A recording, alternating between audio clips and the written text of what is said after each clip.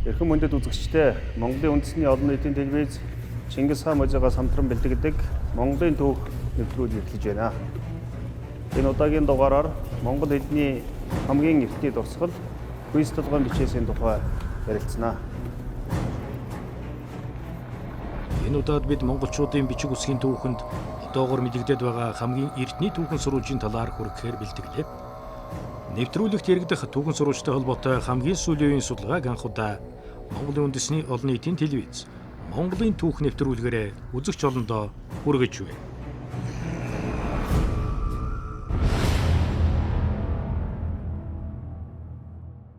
Хүннүү гүрний дараа хүчирхэгжин оршин тогтсон улс бол Шамби. Шамби улс хүннүүгийн төр ёсны уламжлалыг залгамжлан урагшлуулаа зогсохгүй. Ялангуяа цэргийн хүчин чадлаар илүү гарсан гэж түүхэнд тэмдэглэгдсэн. Газар зүүн байрлалын хувьд Оросын Аз дэх бүх нутаг дэвсгэр, Япон солонгосын хойг, Монгол, Хятадын нутаг дэвсгэргээд зүүн өмнөд Азийг бараг бүхэлд нь иргэшээж байжээ. Харин Шамбигийн дараа түүхэн тэмдэглэгдсэн улс бол Нярун улс. Жарун хаан Нярун улсыг байгуулж, умард нүүдэлчдийн хэрэгэлсээр ирсэн арабтын тогтолцоонд улсаа оруулж, зэрэг захиргааны шинжтэй хуулиудыг тогтооснороо түүхэнд тэмдэглэгдсэн. Нярунаар соёлын хөгжлөөрөө өмнөх нүүдэлчдээс илүү хөгжингүй төдийгүй, хожим нь бурхны шашинд дэлгэрч бүр төрийн шашны хэмжээнд хүрсэн гэж үздэг. Аливаа улс орны нийслэлийг харь угсааны хүн амын дунд байгуулагдаагүй бөгөөд Хүннүү, Шамби, Нярун улсуудын нийслэл нь бүгд өнөөгийн Монголын төв нутаг, Орхон голын хөндөй, Хангай нуруунд байсан археологийн болон бичгийн сурвалжаар нотлогддог. Эдгээр нэр нь өөр боловч Монгол угсааны төр ёсны уламжлал эдгээр улсуудаар дамжин уламжлагдсан баяцсаар түүхэн цаг хугацааг туулсан байдаг. Тэгвэл Няруны дараах улс бол Тургууд. Ихэнх судлаачдын үзэж байгаагаар Тургууд эрт дээр үеийн Казахстанаас хойд зүгт баруун Сибирьд сууршиж байсан гэж. Хүннүүгийн эзэнт гүрнээс хойш Шамби, Нярун, Тург улсуудын тухай цухас дурдахын учир бол нэвтрүүлэгт голлон үзүүлэх Монгол бичгийн эртний дурсгал нь Тургийн ихэнх үед холбогдож байгаа юм. Аливаа түүх урд хойтох цаг хугацаа нөхцөл байдалтайгаа заавал уялдахын учир үүнийг дурдаад одоо нэвтрүүлгийн гол сэдвтэ оръё. Монголчуудын эртний бичиг үсгийн дурсгал сурвалжуудад Чингисийн чулууны бичиг, Мөнх хааны гэрэлт хөшөө, алтан дэвтэр, алтан ордны үйсэн дээрх бичиг, шар тууж зэрэг ордог. Эдгээрээс уйгурчин бичиг, монгол хэлээр бичиж үлдээсэн хамгийн эртний дурсгал нь Чингисийн чулууны бичиг хэмээн алдарсан бичээс юм. Эдүүгээ энэхүү гэрэлт хөшөө чулууны бичээс Санкт Петербургийн Эрмитажид хадгалагдж байна. Гэрэлт хөшөөг 1224 оны үед босгосон гэж судлаачид үздэг. Чингисийн чулуун хөшөөний бичээсэнд Есүнгэ мэргэний 335 алд газарт бай харваан онсон түүний алдрыг тийхүү хөшөө дурсал болгонд дурсгаж хожимо Чингисийн чулууны бичиг хэмээн алдаршсан байна. Ингэж нэрлэх болсон учир гэвэл бичээсийн тэргуунд Чингис хааны нэрийг мөр тэтгэн бичсэн байдагтай холбоотой. Тэгвэл Монголын анхны бичиг үсгийн дараалал гэгддэг байсан Чингисийн чулууны бичгээс даруй 600 жилийн өмнө манай эртний 601 онд бичигдсэн монгол хэлний хамгийн эртний дурсгал олдсон нь Монгол төдийгүй дэлхийд дахинд тесрэлт болсон мэдээ байлаа. Энэ бол Булган аймгийн Могод сум Хүйс толгой гэдэг газараас олдсон бичээс бүхий чулуун хөшөө. Монголын төдийгүй дэлхийн хэл бичгийн түүхэнд тесрэлт болсон энэхүү дурсгал хэрхэн олдсон хийгээд ямар замаар судалгаанд орсон талаар түүхээс сонирхуулъя. Анх Хүйс толгой гэдэг газарт үл танигдах бичээс бүхий 3 ширхэг хөшөө байсныг нутгийн иргэд түүхчдийн сонорт хүргэжээ. Ингээд Шинжлэх ухааны академийн хэл зохиолын хүрээлэнгийн цэн дахлагчтай аман зохиол судлах анги 1967 онд тухайн газарт очиж хөшөөг олсон байдаг. Уг хөшөөг хар саарлангийн боржин чулуугаар үйлдсэн бөгөөд 154 см-ийн өндөртэй, 41 см-ийн өргөн, 15 см-ийн зузаантай, 11 мөр бүхий бичээстэй байна. Тэгэхээр энэ бичиг анх хизээ олдов, ямар замыг туулж энэ 2010-ад оны хүртэлх хугацаа туулав гэдэг тухай бас манай үзэгчдэд танилцуулах байна. Хүйс толгойн бичээсийн тухай гэж хэлэх тулвал хамааг олдсон нь бол 1972 онд мэдэгдсэн 51 жилийн өмнө. Тийм. 74 онд бол хүйс толгойг одоо чанд Эгээд болоо хэн шинэ хүн гэсэн хоёр хүн болов. Энэ бол бас их хуучны юм байна гэж мэдэж аваад энэ тухай бол одоо шинэ хүү бол тусгай хөржиж энэ үнийг хамаг ангах болов өөрөө болов хөшөөнөөс буулгасан. Эгээ буулгаж аваад болов энэ болов эртний брахма бичиг байж магадгүй гэж магадalsan энэ тухай тусгай өгүүлэл бичсэн энэ тусгай нийтлэгдсэн. Тэр шингүүгэн анхны тодорхойлолтод бол брахма үсгээр бичсэн байна гэдгийг бол бичсэн үү? Бичсэн. Энэ бол брахма бичиг байж магад брахмагаар бичсэн захидалч байж магад гэж хэлсэн юм.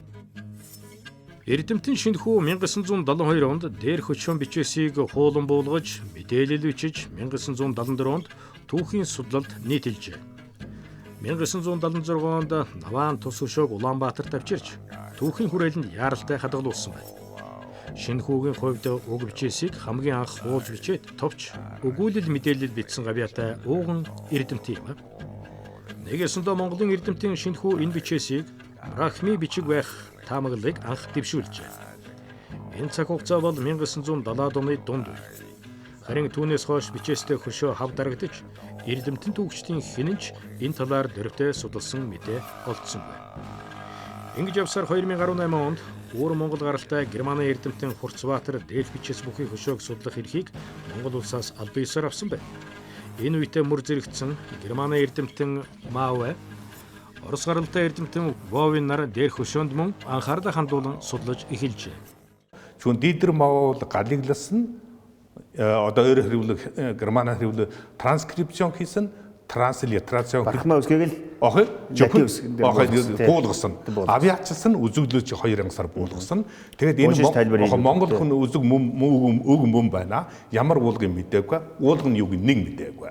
За Александр Вовын гавьяа бол энэ өвөг Монгол хүн мөн байна гэсний сайн нэг тэгэлсэн баталсан дараагаар жохих хэмжээгээр өвөөсийн тайлбарласан олон хүн бол учир нь бол тэр бол яг нь брахма бичгийн мэдгүй учраас зарим нь ийм байх болов гэж таасан асуудал гарна. Ингээд их алдаа гаргасан байгаа. Жишээлбэл нэгдүгээр бити гэсэн үг бол би болон ти, би болон чи нийлээ бяд болдог. Хэлэнж үедэр тодорхой юу яахан бид гэсэн үг. Энэ үний бол чалуу өнгө таны нэр тайдал болоо чалуу болгоод байсан. Өөрөөр хэлбэл битэг гэсэн одоо энэ одоо баг хөшөө ингээд жирэг алдаа байна.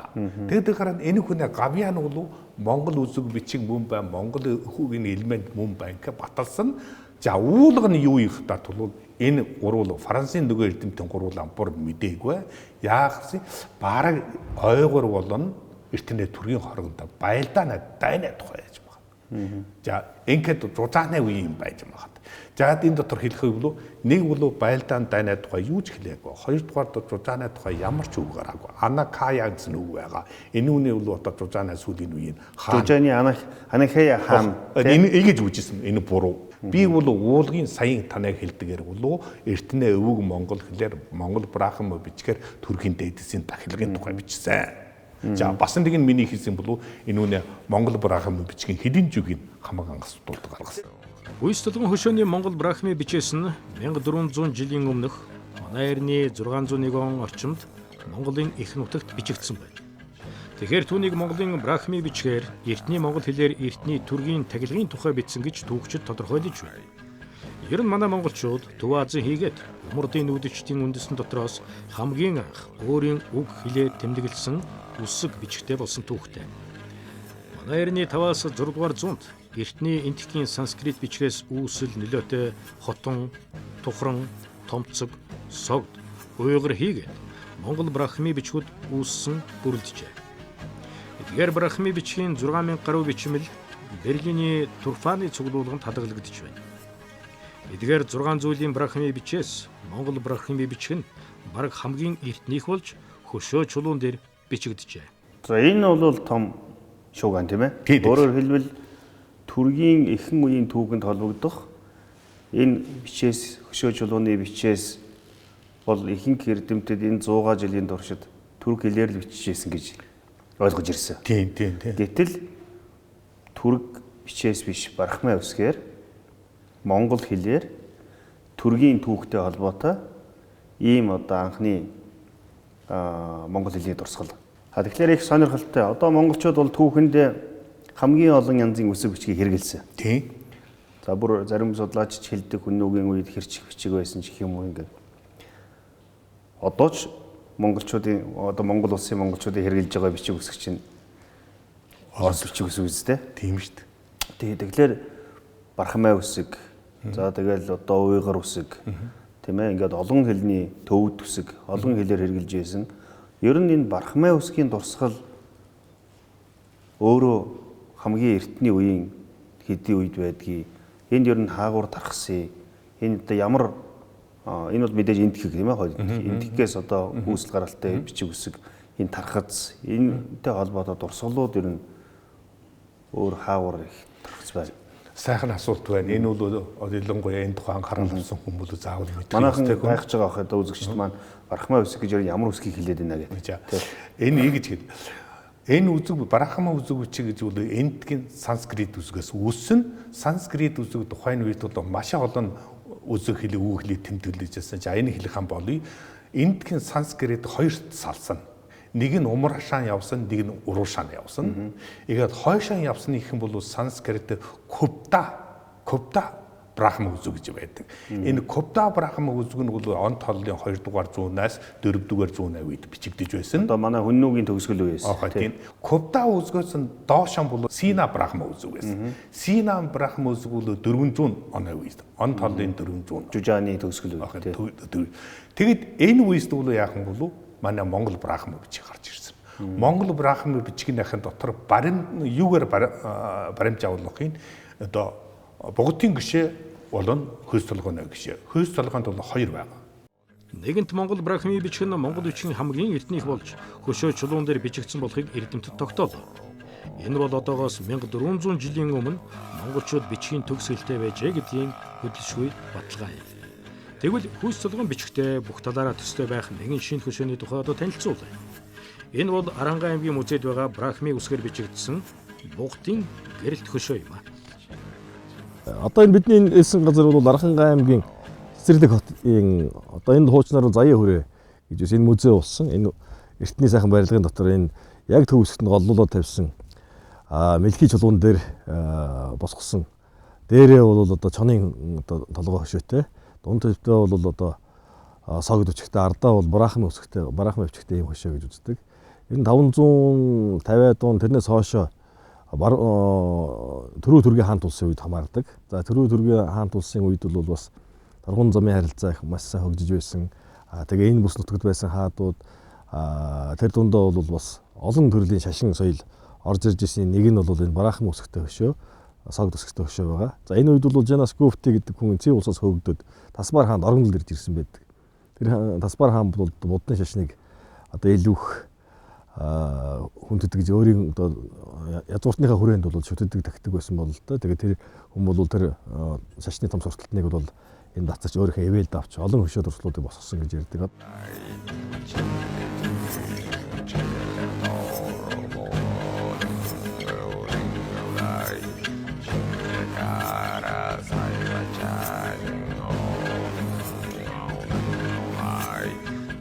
(582 онд туулай жил болов Бугутын гişэ болов босгосон. Бугутын гişэний арт талдаа бол 24 мөр брахма бичиг байна. Энүүний бол 16 онд Дийдэр Мовоо тэднээс 3-ын дээгэр бол зураглаж аваа явд. Дийдэр Мовоо нэгэнтээ онгш гаргацсан. Дийдэр Мовоогийн онгшсны бол энэ Александр Вовон босог Алигаас нь онгшсон. Тэгэхээр би энүүний бас онгшсон. Харьцуулбал гүйцэтгэлгөөтэй харьцуулж бас онгшсон. Гэтэл одоо бол тэр нийтлээгүй. Энэ бол маш чухал. Яагаад чухал гэж хэлэхэд ард бол энэ бол өвөг монгол хэлний сүүлчийн үе. Эртнээ монгол хэлний эхнээ үе. Энэ үед бичигдсэн хөөс толгойн бичээс хоёул бол хоргондоо бол 2 үеийн бичээс. Нөгөө нэг нь Бугутын гişэний бичээс бол өвөг монгол үеийн сүүлчийн үед шилжилтийн үед байгаа. Яг тийм хоёулаа уулзуур болж байгаа. Уулзууруулж. Хөөс толгой нь бол эхэлж байгаа. Ингээ хоёулаа нийлээд ингээ эхэлж нийцсэн байгаа.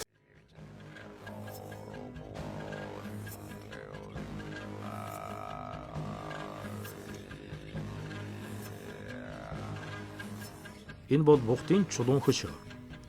Уг бичээс нь манай эртний 584 онд хамаарагдах бөгөөд Түргийн хаан тулсын 4 дахь хаан Таспар хаанд зориулсан утгатай.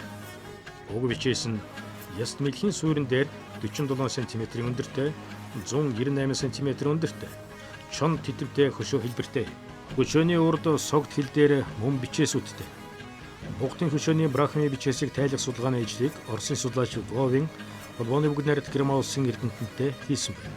Хөшөөн дээр түргийн үеийн хаадын нэрс, бурхан шашны агуулгууд нэр томьёо байгаа нь түргийн өмнө Монгол угсаатнуудыг байгуулсан Жужаан буюу Нерууны үеийн хаан тулсын үед бурхны шашин хүчтэй дэлгэрч төрийн шашин болсныг баталсан үйл явдлыг өгүүлсэн.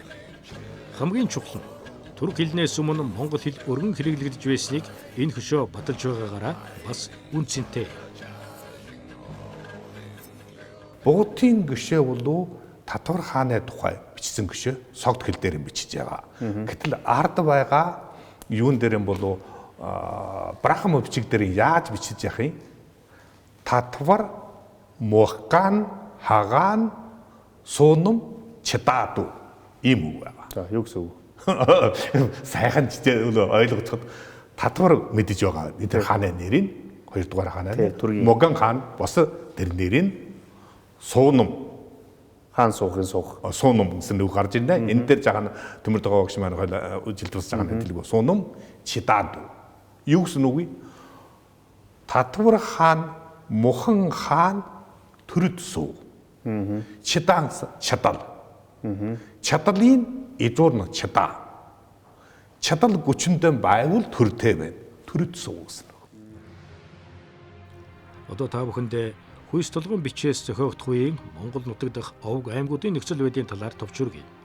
Юун түрүүнд энэ үе бол түргийн түрүү үе 551-ээс 744 дугаар. Түргүүд нь Нерун улсын үед голдуу дархны үүрэг гүйцэтгэдэг байлаа. Түргийн ахлагч Бомон 552 онд Неруны эсрэг дайнд мордож ялалт байгуулжээ. Энэ явдлаас хойш Неруны Анахвайн хаан Авай хорлон, түүний хүн Ян Лочин өөрийн холбоотон Умард хэддийн Ци улсад зүгтэн гарснаар Дуваз дахь Неруны ноёрхол төгсч түргүүд тэдний харьяанд байсан олон овг аймгийг захиргаандан авч их улс байгуулах эхлэлийг тавьжээ. Удаа дараагийн байлдан дагуулалтын үр дүнд түргүүд бүх Азийн тал нутгийг хамарсан хүчирхэг их улс бүрэлдэн буй болсон Хятад, Византи, Иран зэрэг тэр үеийн томоохон гүрнүүдтэй өрсөлдөх хүчин болж тэдний улс төрийн бодлогод бэрхшээл учруулах болов. Удаа дараагийн байлдан дагуулалт Хятадаас авах алб татврын хүчинд түрэг улс ихэд хүчжиж бэгдсэн боловч феодалжиж буй язгууртан нарын бие дан орших ирмэлзэл хүчтэй болж улс хүрэн дотроосоо задран бутрах аюул тулгарч Хятад орон Цүй улсын захиргаанд дахин нэгдсэн тухай түүхэнд үлджээ. Дээрх хүйс толгойн бичээсийн агуулгач удаа дараагийн дайн байлдаанаас үүдэлтэй өнчрөл, хагцрал дараагийн сайн хаанаа удахгүй гарч ирэх инх цагийг тогтоохыг хүсэмжлэн бэлэгдсэн тэнгэртэй даатгсан өнгөйстэй байх юм. Ер нь эртний монгол хэл бичгийн улмөр монгол угсаатны дотор нийтлэг даргасан. Одоо болтол ялангуяа ярианы хэлэнд их хэрэглэгддэг. Тэр ч утгаараа өвөр монгол гаралтай эрдэмтэн хүйс толгойн гэрэлт хөшөөний бичвэрийг агуулга талаас нь анхны бүрэн гүйцэд судалсан эрдэмтэн болоод байна. Хүйс толгойн бичээсийг судалсан эрдэмтдийн талаар тус бүрт нь өгүүлээ. Хамгийн анх Монголын эрдэмтэн шинэхүү энэ бичээсийг брахми бичиг байх таамаглалыг дэвшүүлжээ. Харин тус бичээсийг брахми бичиг мөн гэсэн таамагийг батлан нотолж авиачлан галгалсан эрдэмтэн бол Германы эрдэмтэн Мауэ болно. Тэгвэл хэл зүйн талаас нь эртний өвг хэл болно гэж баталсан хүн бол Оросын эрдэмтэн Вовин юм. Харин бидний нэвтрүүлгийн энэ удаагийн зочин эрдэмтэн Хурцбаатарын хувьд агуулгын анхлан судалсан хүн. За энэ хөшөө чулуу одоо хүйс толгой алдарт хэдэн мөр бичиг байна? Энэ бол нийт бол 11 мөр бичиг байна. Тэгээд бол яг нь бол баруунаас зүүшэн дээрээс доош гэж. Баруунаас зүүн тийш гэж. Тийм, баруунаас зүүшэн дээрээс доош бичнэ. Яг босгоогоор манай Монгол биш босгоогоор бичнэ. Энэ тухай уулга нь энэ гайхалтай нь бол яг бол одоо болдож байгаа маш олон хөшөө, ялангуяа ийм эртнээ хөшөө, ийм бүрэн уулгатай. Ийм бүтэн хөшөө ер нь хов хөшөө тийм ээ. Ард талд нөгөө 2 дугаар хөшөө бол маш их хагарц. 2 дугаар хөшөө бас 11 үзэгтэй. Би тэрнээс 2 дугаар хөшөөний агуулга энэ хоёр зөрөөтэй. уулган гаргад дийлээгүй. Тэндээс 30 хэдэн тэмдэг үзүүгийн уншаа гаргасан. Олсон. Олсон 30 хэдэн үзүүг. Монгол. Тэнд нөгөө номд байгаа. Монгол. Энэ хоёлаа тийм. За тэгвэл энийг илүү тодорхой харуулах бичээсийн хэлбэр маань энэ байна тийм ээ. Яг энэ байгаа. Энэ бол 11 мөр гэж хэлж байгаа шээ. Эндээс 1 2 3 4 5 6 7 8 9 10 11 мөр. Эгээд бол толгой нь энэ вэ. Дээрээс игэж онгошно. Эгээд ингээд онгошно. Эгээд энэ онгошхын бол одоо энэ төр би хамаг анх бол энэ уулгын энэгээр дараагаар нь 1 2 үзгийн тайлбарны уулгын дөгөмхөлчий. Уулга нь юу бид нар ухаж ингэсэн үү? Бид нар ухаж ойлголоо. Юуг ойлгосон? Энэ одоо хаана өг. Нэг нь бол хаана өг, бас нэг нь Бодисатва хаан. Хоёр юм. Бодисатва. Бодисатва хаан. Бодис энэ хаан бол Тэрвисийн хаан бол төрөгчүүд хаан нь үгүй болсон юм. Хаан нэрийн хаан хүдсэн юм. Иймээс ямар хаан энэ бол нэрийн хаан хатан болон дүүнээр босгосон. Иймээс манайд нэг Бодисатваши хаан. Ингээд бид бол Бодисатваши хаан гарахаас энүүний мэдэж ингээд Будаа хаана үг. Будаа хаан Бомон хаана үг. Будаан гэж төрөх хэлэн дээр одоо Будан ард иргэд юм хаан гэсэн. Энүүнээ үгийг ухаарч мэдлээ. Ингээд бодож байна. Бид хаанаа бодож. Хаанаа бодоо яах юм? Хаанаа бодож хаад бол Кри Анакая гэсэн гарна. Кри Анакая бити жило Кри Анакая энэ дээр энэ нэг бол бас нэг 7 нэг нь байхгүй. Ингээд бидэн заха боди бикие нар олон тоноор ингээд бикинээр бүхий 7 жижиг хөгбүү 7 жижиг хөгбүү гэсэн үг гарна. Энэ юу гэсэн үг вэ? Би нэг ухаанаа нь одоо бодчихлоо. Энэ хаан үгүй болчихлоо. Хаанаа бодчихлоо. Ингээд манай нийгмийн 7 гიშгүүн. Нийгмийн нэри Анакая. Анакая нөгөө Рана хаан биш. Энэ бидэн 7 яаж ий? 7 жижиг хөгбүү. 7-гийн тоогоор үйл болсон. Манай 7-оор нэг юм нээлж. Хөгбүү гэж хөг дуун нэг гэдэг. Санаал нэг гэдэг. Иймэр манай биднээ 7 бидэн 7 санаал нэг гэдэг. Нэгдүгээр хөг нийлэв гэсэн үг шүү дээ. Өдөө хөг нийлчихлээ шүү дээ. Хөгбүү гэсэн. Яаж юу? Хаанаа бодлоо. Эгээд манай 7-оор уулзлаа. Хурал хийлээ. Яаж юу? Санаал нэг гэдэг. Одоо яад юм бэ үжиж чий. Амархны бол тэндээс юм. Бид нар одоо ингэ энэ бол энэ талаар нь 7 жижиг хөгбөө санаал нэг гэдэг. Эгээд бидний жило кара ная хүн дөөр бүр чичэр бөгдөг нээлэн. Бидний бед нийлсэн. Хинтээ нийлжээг хараа наяат нийлжээ. Я нийлээ яасын чичэр бөгдөг нийлсэн. Юу гэсэн үг вэ? Манай 7 гიშгүүн. Эргээд хараа наяатаа нийлээд цацар майхан бөгдөг ирээ нийлүүлэн босгоц. Наадам хийх шиг болж. Одоо яг сайхан яг сайхан тэрэлжиж чичих одоо наадам майхнаа босгоцлоо. Одоо бид нэгэндээ босгоц. Одоо яад юм бэ гэж чих юм. Нийлэн. Ээж нэри хана катунар дэгүүд нэри кан түрк кана учардар тайж. Үйлүн энэ дээр гарч ирж байна. Яаж өгүүлэгдөө нэг хатунаар дүүд тайж. Юу гэсэн үг вэ?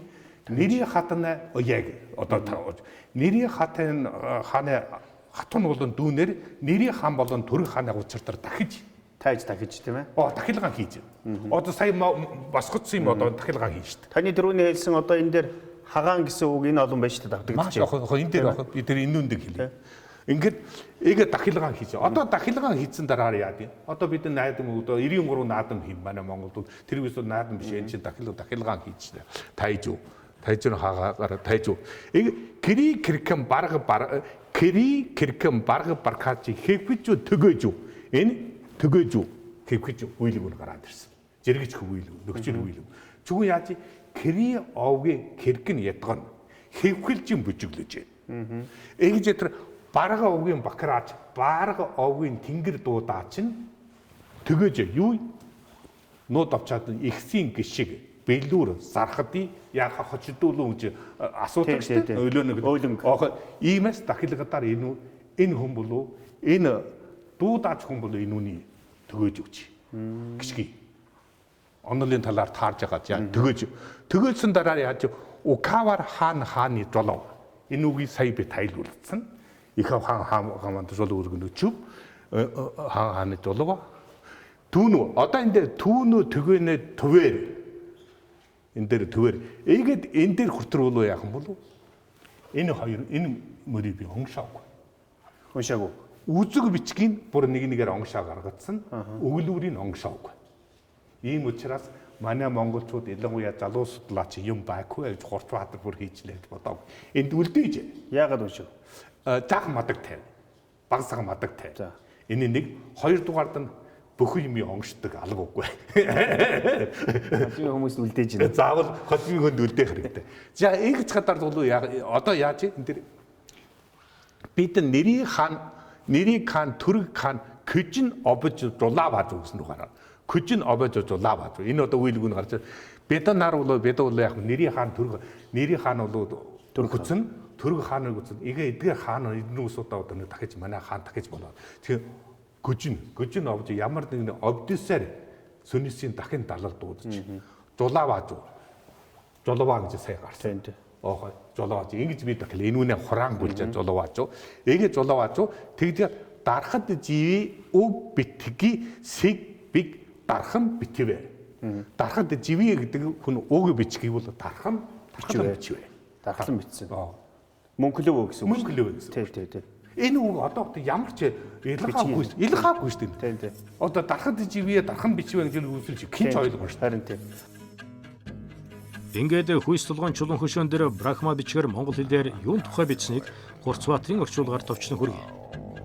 Бичээсийн агуулга бол манай эртний 600 оны орчмоор алагдсан эртний төргийн Нери хааны хатад дүүс нэгэн Бадсидва шиг шинэ хаан төрхийг хүсэн даатгаж мөргөл тахилгын явцыг тэмдэглэсэн тахилгын хөшөө бичээс юм. Энэ хүү бичээсэнд бид нар хаан жигний сүнснээс нэгэн Бадсидвагийн шиг шинэ хаан төрх байна. Ода хааны үг угсааг ухаан санаж Хири, Анакая, Бендин, Жаха, Боди, Бигинара нийгмийн 7 гишүүд хуран цуглаж хөг дуу санал нэгдэв. Бид жолооноор хар наяа тувар нартай бүгдэг гэр цэцэр майхнаа босхон таглаг хийв. Нери хааны хатад дүүнаар Нери хаан ба Түрк хааны учирт ихсийн тайлга өргөв.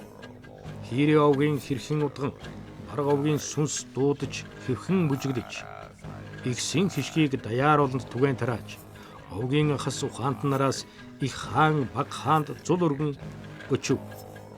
Бид Нери хаан Түрк хааны сүнсийг хожин сэрэгэн өвдөслөн зул өргөн өчөж дарахад ЖБ өгүүлчгийг дархлан бичв гэсэн байдаг. Энэ дотор бол юм жишээл Кагаан гэсэн үг бол хамаагүй анхаа өөр ямар ч Брахма бичиг дээр байдгүй. Зөвхөн Монгол Брахма бичиг дээр байдаг. Богдын гişээ бол хөс толгооно бичээс хоёулдан бур байдаг. Жишээл бол саа гэсэн үг нэлээд хөдөн үг бол өөр ямар ч Брахма бичиг дээр байггүй. Эгээд бол манай үзэг бичиг бол 6 дугаар зуунд 150 айс нь докторжсэн хилэнжийн сөстэнд орсон байна. Төвд хэл бол 650 онд зохиогдсон байна. Эгээд дараагаар нь саяны хэлдэг тарай Монгол Брахма бичгийн дараагаар төвд хэл орж ин. Төвд хэлний дараагаар эргээд доошоо явхад дөгмөд ярил одоо пагбагийн дөрвөлж ин үсэг. Энэ бол Коп Брахма үсгийн сөстэм. Тэгвэл манай бол яг Занаавасрын дөрвөлж нь үзэг, Занаавасрын соёнбу үзэг гэж байна. Энэ нь бол хэрээс гарсан. Энэ нь бол Копбагаас доош нь өшөө өөр төрөл. Монгол Брахми бичиг бол авиа хийгээд үеэр бүтсэн үсэг бичиг юм. Хүйс тулгын бичээсэнд бичигдсэн Монгол Брахми бичиг нь 2 дан их шиг, 3 хаяат их шиг хийгээд 24 гийгүүлэгч буюу их шигт гийгүүлэгч үсэг тэмдгээс бүрэлдсэн байна. Монгол Брахми болон төвд бичгийн үсэг үе бүтэх дүрм нь нэгэн адил байна. Хурцбаатар эрдэмтэн судлаачийн хувьд Монгол Брахми бичгийг авиа зүй, үг зүй, өгүүлбэр зүйг шинжилэн нарийн судалжээ. Ингээд хүйс тулгын бичээсийн 100 үг, 215 үсэг тэмдэгтэд эртний монгол хэл зүй зэрэг нь маш тодорхой бичигдэж үлдсэн байна. Жишээлбэл нэр үг 32 удаа, тэмдэг нэр 3 удаа, тооны нэр 1 удаа, үйл үг 15 удаа, төлөөний нэр 4 удаа, сул үг 4 удаа бичигдэжээ. Харьяалын тийн ялгал, өхөршийн тийн ялгал, заахын тийн ялгал, хамаатуулахын тийн ялгал, үйлдэхийн тийн ялгал, олон тооны дагвар зэрэг нь мөн бүрэн бичигдсэн байна. Иймээс энэ нь Монгол үсэг бичгийн аль хэдийнэ тогтсон төгс хэлбэртдийг түүхийн аваа их шин илрүүлэлт болох нь өгөөсөхийн аргагүй батлагдж байгаа тухай Хурцбаатар Эрдэмтэн сэтгэл догтлон ярьж байна. Бүр хожмын 17 дугаар зууны монголчуудын зохиосон бичиг үсгийн систем нь бүр нэгэн эрт үеийн 7 дугаар зууны үеийн монголчуудын хэрэгжилж байсан Брахман үсгийн тэр системээр явж ирсэн байна. Тэгэхээр монголчуудын одоо бичиг үсгийн соёл, монголчуудын одоо хэл зүй энэ бүх зүйл бол систем нь бол ингэж алдагдаагүй тасралтгүй явжээ гэснийг магтаж штэ тийм ээ. Тэр мөртөн хамгийн гайхалтай нь юу байгаа юм? Манай ойгуржин монгол бичиг дээр та бидэнд бүр мэдэн штэ. Жишээл о үгийг илгаж чадахгүй, ө үгийг илгаж чадахгүй. Ийм хэцүү явдал байгаа. Гэтэл бол яахан Брахма бичиг дээр о ө тэнгэр газрын илгаатай. Хижээж тэрүүний солиулж чадахгүй. Энэ үнээс бол гагэги гогу гээгүү хаахихи хооху хөөхүү чанга хөндөй маш илгаатай. Тод үсгч гэсэн тэрийг ялгах гэж үзэж штэ. Тийм. Гэтэл энэ бол нэгэнтэй бол 1400 жилийн өмнө ийм илгаатай байгаа шүү дээ. Тэр бол одоо Монгол Брахма бичгийг сурчхад ард бол алдаатай бичиггүй. Түүний судалснаар монголчууд түүхэндээ хоорондоо адилгүй дөрвөн үсэг бичгийн системтэй байж эртний хадны сүг зургаас үүсэлтэй рууны бичгийн систем, энэтхэгийн санскрит брахми бичгээс үүсэлтэй нөлөөтэй монгол брахми бичгийн систем, хятад үсэг бичгээс нөлөөтэй кедан бичгийн систем, согд уйгыр бичгээс нөлөөтэй уйгырчин монгол бичгийн систем зэрэг болно. Монгол брахми бичгээс улбаалan пагвин дөрвөлжин үсэг, зан узрын тод үсэг зэрэг уламжлагдсан түүхтэй. 1600-аад оны 1570-аад оны үеийн бичиг Брахма үсгээр бичигдсэн тийм ээ. Брахма үсэг маань яаж монголчуудын дотор орж ирсэн бэ? Түргээр дамжсан юм уу эсвэл өмнө нь? За энэ сайхан асуулт. Би сая хэлээр тэр энтгэс хойшоо явсан. Ингээд хойшоо явбал нэгдүгээр алхам хаах хүржи. Одоо энэ Таримын хотхорын өмнө талд бол хотон хэмжээний хот байдаг. Одоо хятадд байгаа шүү. Одоо энэ Тэнгэр уулын хотон. Ингээд бол яг бол хотон тэнд бол хотончуудын хэрэглэж чинь хотон Брахма бичиг гарч. Дахаараа тухраан Брахма. Тухраан Брахма бичиг, эгээ томчог Брахма бичиг, ойгор Брахма бичиг, согд Брахма бичиг, 6 дугаар нь одоо Монгол Брахма бичиг. Монгол Брахма бичиг гэсний дийдэр мав манай хоёул нэрдэсэн санаа нэгэд тагаад байдаг гурвал амбар санаа нэгтэй зөвшөөрсөн. Яагаад гэвэл тэр өмнө хэлсэн тухраан Брахма бичиг, тухраан нь үндэстэн хэлин. Согд гэдгийг хэлин. Томчог гэдгийг хэлин. Хотон гэдгийг хэлин. Монгол гэдгийг хэлин. Үсэг бичиг нь энэ 6 уулаа төрөл хэлэн бүр Брахма үсэг. Хооргондоо нь баг жирөөтэй. Үндэсийн хэв журам адил уулж байгаа. Хэлэнд тааруулж. Үндэстэн өөрийн хэлэндээ тааруулж энэ дотор жишээлбэл К Монгол Брахма бичиг бол К, Га, Ва, Ха. Ийм 4 тэмдгийг бол нөгөө 5-д байхгүй. Санскритд байхгүй. Зөвхөн Монгол Брахма бичигд тохижуулж. Тэгэхээр наад чинь бас зохиосон онол байна шүү дээ. Байгаа шүү дээ. Учир нь энэ кав гагэги гогу хаахэхи хогу. Энэ нэг мэдээж гарч ирсэн. Тэрээр хүйс тулгаан бичээсийн судалгааны ажлын ард гарахдаа олон ном тохимол хэвлүүлж Франц, Унгар, Польш, Казахстан, Хятад, Япон зэрэг улсад өөрийн судалж бэлтгэсэн номныхаа хүрээнд 60 удаагийн эрдэм шинжилгээний илтгэлийг монгол хэл, монгол үгчээр тавьжээ. Тий, одоо тэгэхээр Дедрамауга, Александр Вон, за тэгээ таны судалгаа, Олмизийн судалгаа, тэгээ өөр бас ганц нэг хүмүүс судалж байна тийм ээ. Гэтэ би биенээсээ одоо нөхөрлөж. Гэхдээ таны судалгаа бол илүү агуулгыг нь гаргаж ирсэн. Мэдээж Брахма хэлээр нь уншсан. Дээрээс нь монгол хэлээ сайн мэдж байна та. Монгол хэлний сонгодог дурсгалуудаа сайн мэдж байна. Монгол хэлний одоо хөгжлийн зүй тогтолыг харж байна. Тэгэхээр энэ цогцоор нь ингээд харахаар нүүдэлчдийг бол бичиг үсэггүй гэдэг ч юм уу. Тийм ээ? Нүүдэлчдийг бол одоо юу гэдгийг тэр битгий эзэн Чингис хааныг бичиг үсэггүй мэтэр ингээд ойлгодог. Янз бүрийн л одоо ийм судалгаа гардаг. Гэтэл тэрнээс чинь даруй одоо хэдэн 100 жилийн өмнө монгол хэл нэгэнтээ төлөвшөж нүүдэлчд бичиг үсгийн тухай сонгодог ойлголттой болчихсон. Тэр битгий хэл Чингисийн чулууны бичээс ч өөрөө бүр нэгэнтээ төлөвшчихсэн байсан юм байгаа шүү дээ. Тэгэхээр гэнт Чингис хаан болоод маргааш нь хэдүүлээ нэг бичиг авъя, бичиг үсгэлээ болё гэсэн юм биш шүү дээ. Тэгээд маргааш нь тат тунгааг барьж авчаар чи надад үзэг жохоо тийм учрыг хичээж байхгүй шүү дээ. Байхгүй. Тэгэхээр энэ монголчуудын бичиг үсгийн бас энэ дээр тийм ээ манайхан өөрсдийнхөө одоо ийм гайхамшигтай дурсгал илэрсэн байхад энийг чинь бас нэг зөв ойлгох хэрэгтэй юм шиг байгаа тийм ээ. Танайд бол маш их зөв ярьж байна. Энэ дотор би нэг нөхөж хэлэх бол ийм юм байгаа. Манай монголчууд бол түүхэнд бол харилцан хоорондоо ямар ч холбоогүй 4 жилийн их үзэг бичгийн систем хэрэглэж байсан. За. 4 жил. Манай хоорондоо уялдаагүй. Манай хэчүүд одоо судлаад байдаг энэ дотор зөвхөн нэгийг судалж байгаа. Ойгорч Монгол хэлсэн. Нэгдүгээр нь юу? Хадан зургаас, сүг зургаас үүсэлтэй рүүний үзгийн системийг хэрэглэж байсан. Энэ нь бол хөнгнүүчүүдийн үед нэгэнтээ хэрэглэгдэж байсан баталж тодорхой. Яагаад батлахын сма чан хөдийгээр хөнгнүүнэ шасцад дотор хөнгнүүчүүд үзэг бичиг вакуум гэж хэлсэн боловч манай эрдэнэ өмнө 81 онд бол яах юм бол одоо энэ төмөр давус төмөрийн учирлах гэсэн ном байдаг. Давус төмөрийн охойд энүүний бол яах юм бол янтялун гэж хэлдэг. Энэ бичээс дотор бол топ тодорхой бичиж байгаа. За юу гэж вэ? Юу гэж бичиж яахыг хэрэглэхэд хэрэглэхэд дөгөм, ашиглагд амархан, бичихэд шуурхалбар ийм амархан үзэг бичиг хэрэглэж байна. Арга хангаагаас олдсон тэр шагаандар бол рүүний үзэг байгаа. Рүүний үзэг байгаа. Рүүний үзэг гэж нийт 16 жилийн рүүний үзгийн систем байдгийг. Энэ дотор 3 жилийн системийн бол хөнгнөө үзгээр нэрлэгдээ. Булгаард байсан хөнгнөө үзгээр нэрлэгдээ. Эдгээр бол энэ дотор бол нэг салаа нама савхан рүүний үзэг гэж байдаг. Зураасаар нэг зураасаар илдэг. Нэг зураасаар бүх үзэг илдэг чинь. Энэ нь нөгөө шагаандар байгаа.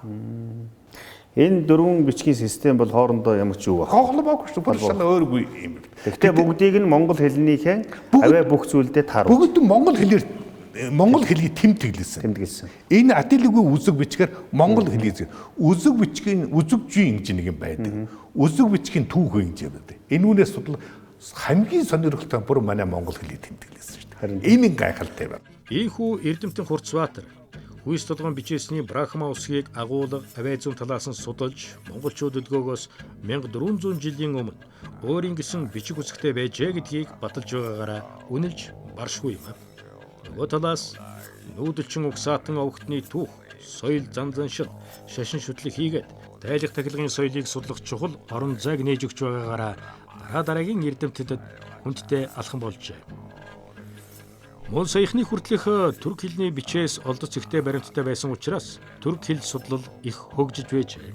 Тиймээс ч түрк хэл хамгийн эртнийх их үзэл давамгайлж нүүдэлчдийн соёл иргэншилтэд олон асуудал түрк судлалаар тайлбарлагддаг байсан үнэ. Тэгвэл монгол хэл дээрх бичгийн анхны дурсгалыг тайлснаар монгол хэл нь түрк хэлээс он цагийн хувьд эрт болох нь тодорхой байна. Алтай хэл гэж яригддаг манж, түрк, солонгос, япон монгол хэлүүд дотроо монгол хэл нь хамгийн эртний бичгийн хэл болох нь дээрх бичгээр мөн батлагдж байна.